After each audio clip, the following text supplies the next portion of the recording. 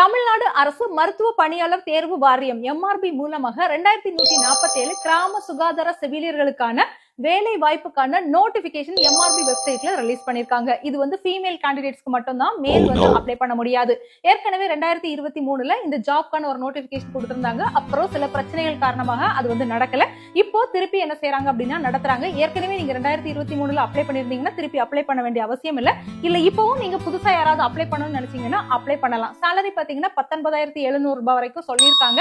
அது மட்டும் இல்லாம நீங்க ஏஎன்எம் ஆஃப் நர்சிங் 2 இயர்ஸ்க்கான கோர்ஸ் இல்லைன்னா மல்டிபர்பஸ் ஹாஸ்பிட்டல் ஒர்க்கர் அப்படிங்கிற கோர்ஸ் 2 இயர்ஸ்க்கான கோர்ஸ் நீங்க முடிச்சிருந்தீங்கன்னா இந்த போஸ்ட்டுக்கு நீங்க வந்து அப்ளை பண்ணலாம். உங்களுக்கு எக்ஸாமோ இன்டர்வியூ எதுவுமே இல்ல, வெயிட்டேஜ் மார்க் மூலமா தான் எடுக்கிறாங்க. வெயிட்டேஜ் மார்க்னா அகடமிக் இயர்ல ஏஎன்எம் ஆஃப் நர்சிங் இல்லைன்னா மல்டிபர்பஸ் ஹாஸ்பிட்டல் ஒர்க்கர்ல நீங்க படிச்சதுல இருந்து 60% உங்களோட 10th ஸ்டாண்டர்ட் மார்க்ல இருந்து 40% சேர்த்து 100க்கா கன்வெர்ட் பண்ணி அதை தான் கட் ஆஃபா பேஸா வச்சு என்ன செய்யறாங்கன்னா இந்த போஸ்ட்டுக்கு வந்து ஃபில் பண்றாங்க.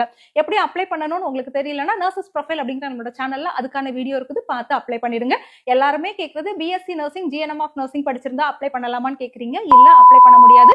இது கிராமப்புற சுகாதார செவிலியர்களுக்கானது. அதனால ஏஎன்எம் ஆஃப் நர்சிங் தான் இதுக்கு எலிஜிபிள் குவாலிஃபிகேஷன். தேங்க்யூ.